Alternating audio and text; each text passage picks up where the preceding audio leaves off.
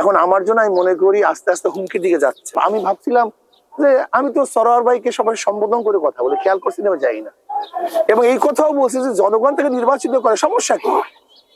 আমি কিন্তু এইভাবেই অ্যাপ্রোচটা করতেছিলাম। শুধু আমি তাই, আমি বলছিলাম একই স্টেজে আমরা বক্তব্য দেবো, একই স্টেজে বক্তব্য দেবো, একই সাথে আমরা ক্যাম্পেইন করবো, জনগণ যেটা চুজ করে ব্যাস। কিন্তু আপত্তির কিছু নেই, আমরা তো জনগণের দ্বারা দ্বারা যাচ্ছি, আমরা তো মারামারি কাটাকাটি করে এখানে নির্বাচিত হতে চাই না। আমরা জনগণের ভোট পেয়ে ম্যান্ডেট পেয়ে তা আমরা নির্বাচিত হতে চাই।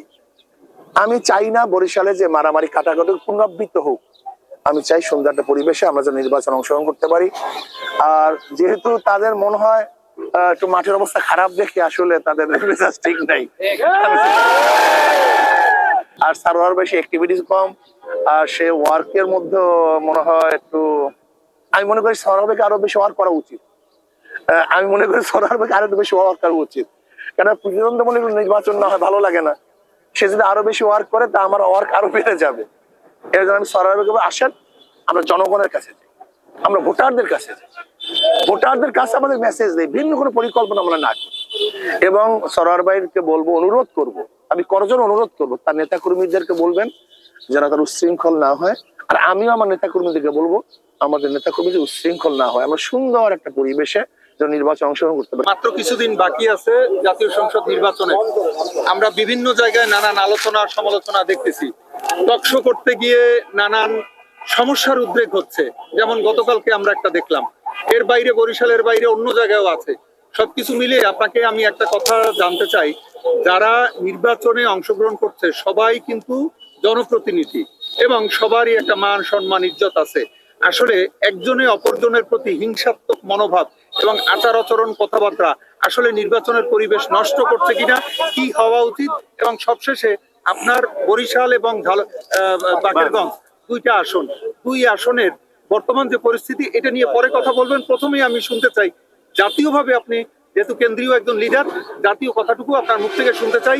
আমি বিএনপি এবং জামাত দুইটা দলের মধ্যে কাদা ছোড়াছড়ির মতো কিছু আলোচনা দেখতেছি, আসলে কি হওয়া উচিত? নির্বাচনের পরিবেশ নষ্ট হচ্ছে কিনা, আপনার মন্তব্য শুনবো। আলহামদুলিল্লাহ, এখন যা দেখতেছি নির্বাচনের পরিবেশ প্রতিদিন আসলে খারাপের দিকে যাচ্ছে, ভালোর দিকে যাচ্ছে না। গতকালকে দুই দলে একজনকে মেরে ফেলছে, এটা আদৌ ঠিক? নির্বাচন কেন্দ্র করে মারামারি কাটাকাটি কেন হবে? মানুষকে মারতে হবে কেন? প্রচারণায় বাধা দিবে কেন? ভোলাকেও দেখা যায় আমাদের প্রচারণায় বাধা দিচ্ছে, আবার দেখা যায় বরিশালেও বিভিন্ন জায়গায় হুমকি দুমকি শুরু হয়ে গেছে। একজনকে অপমান অপদস্থ করা মনে হয় যেন একটা এডিশন হয়ে গেছে। এটা আদৌ তো ঠিক না। প্রত্যেকটা মানুষের মর্যাদা আছে, আনজেলার নাস্তা মানাজিলা, প্রত্যেক মানুষের স্তর আছে, প্রত্যেক স্তর অনুযায়ী কথা বলা উচিত, সেইভাবে তাদের সাথে চলাফেরা করা উচিত। আমি মনে করি যে এইভাবে চলতে থাকে তা পরিবেশ গান্দা হবে, নষ্ট হবে। আগেকার মতো নির্বাচনের মতো আল্লাহ না করে নির্বাচন যদি হয়, জাতি কাউকে ক্ষমা করবেন। এর জন্য আমি মনে করি উভয়ের ধৈর্য ধারণ করা উচিত, উভয় সহনশীল হওয়া উচিত, উভয়ের লেভেল প্লেইং ফিল্ডের জন্য সবারই চেষ্টা করা উচিত। প্রত্যেক দলের নেতা কর্মীদেরকে কমন দেওয়া উচিত, বলা উচিত, নির্দেশ দেওয়া উচিত যে কোনো অবস্থাতেই আমরা যেন পরিবেশ নষ্ট না করি। এর জন্য আমি বলবো উভয়, আমি আমার নেতা কর্মীদেরকে বলবো এবং অন্যান্য দলের নেতা কর্মীদেরকেও আমি অনুরোধ করব যে আসুন আমরা পরিবেশে সুন্দর করি। একই সাথে আমাদের থাকতে হবে, যে নির্বাচিত হোক না, কিন্তু একই সাথে বসবাস করতে হবে। আমরা যেন কাউকে হিংসাত্মক মনোভাব, মারামারি কাটাকাটি, হানাহানি এই দিকে অগ্রসর না হই। আমরা মিলেমিশে মোহাব্বত শফকাত উলফাতের সাথে যেন আমরা সুন্দর পরিবেশের ভিত্তিতে যারা নির্বাচন উপহার দিই। আচ্ছা, এবার দ্বিতীয় যে প্রশ্নটি আমি জানতে চেয়েছিলাম, বরিশাল এবং বরিশাল 6, বরিশাল 5 এবং 6 দুটি জায়গা থেকে আপনি নির্বাচন করছেন। এই নির্বাচনে আপনাকে সবাইকে দেখি গানম্যান নিয়ে চলে, কিন্তু আপনি একাই চলেন। তো ওই জায়গাটা থেকে তার মানে কি নিরাপদ? না, আমি এবং কোনো হুমকি ধামকি এবং কোথাও কোনো সমস্যা ফেস করতেছেন কিনা, আপনার যারা সহকর্মী আছে তারা কোনো জটিলতায় করতেছে কিনা, অন্যের দ্বারা ক্ষতিগ্রস্ত হচ্ছে কিনা, হামলা মামলা ইত্যাদি নিয়ে আপনার কথা শুনতে চাই। দেখেন, আমি আসলে প্রশাসনের অবস্থাটা বুঝাতে চাই। আসলে প্রশাসন তাদের বুদ্ধিমত্তা, তাদের অ্যাক্টিভিটিস, এটা আমি আসলে জাতির সাথে তুলে ধরতে চাই। দেখেন, আজকে বরিশালে 5 এবং বরিশাল 6 আসনের আশা করা যায় ইনশাআল্লাহ হাত পাকা নির্বাচিত হবে বলেই জনগণ মনে করে। সেখানে তার নিরাপত্তার জন্য প্রশাসন কি করতেছে, এটা প্রশাসনের তরফ থেকে কি করতেছে, এটা আমি দেখতে চাই। যদি আমার মতো ক্যান্ডিডেট কি প্রশাসন নিরাপত্তা দিতে ব্যর্থ হয়, তাহলে জনগণের অবস্থাটা কি? তারা জনগণের সাথে কি করে? আমি কথাটা বুঝাতে পারি। এর জন্য আমরা চাইতেছি যে প্রশাসন দেখুক যে আসলে নিরাপত্তা কিভাবে দিতে হয়, কিভাবে সমস্ত মানুষকে হেফাজত করতে হয়, এটা প্রশাসন দায় দায়িত্ব নিতে হবে। আমার মনে হয় প্রশাসন কোনো দিকে ঝুঁকে গেছে। কালকের ঘটনা আমাদের টুঙ্গিবাড়িয়ায় আমার এক কর্মীকে, তার বিরুদ্ধে কোনো কেস নাই, মামলা নাই, আওয়ামী লীগের তকমা দিয়েছে, এটা আগেই বলেছি আমি।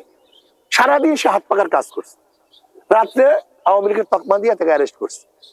আলহামদুলিল্লাহ কমিশনার সাহেব এখানে ভূমিকা ভালো পালন করেছে। আমি কমিশনারকে বলছি যে যদি এরকম করা হয় তো আমি কি নির্বাচন ছেড়ে দেবো, আমি তাকে বলছি না হুজুর আমি দেখতেছি।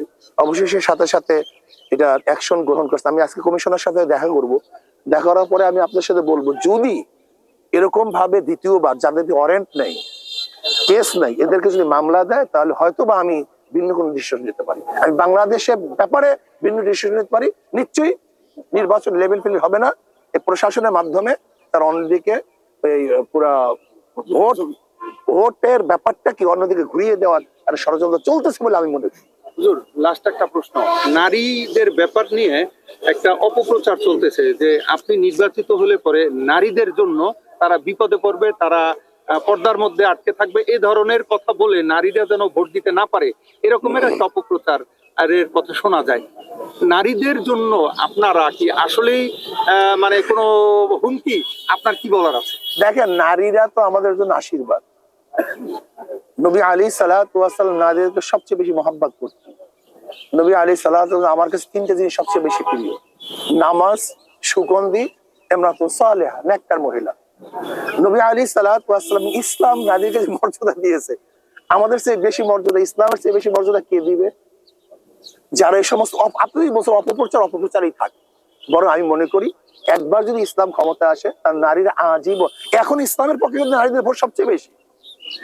আমাদের হাত পাকার পক্ষে কিন্তু 80%, 85%, 90% নারীদের ভোট। তার নারীদেরকে যদি আমি অবহেলাই করি, তাদের মর্যাদাই না দেয়, তা নারীদের ভোট বাড়বে কেন? বরং নারীদের ভোট আমাদের অনেক বেশি, তারা আমাদের বেশি ভোট দিবে। এই জন্য দেখবেন সবসময় নারী লাইনের মধ্যে ডিস্টার্ব করে, ওরা জানে সবই হাত পাকার ভোট, প্রায় হাত পাকার ভোট। যদি নারীদেরকে আমরা অপমান করি, তারা ভোট দেবে কেন?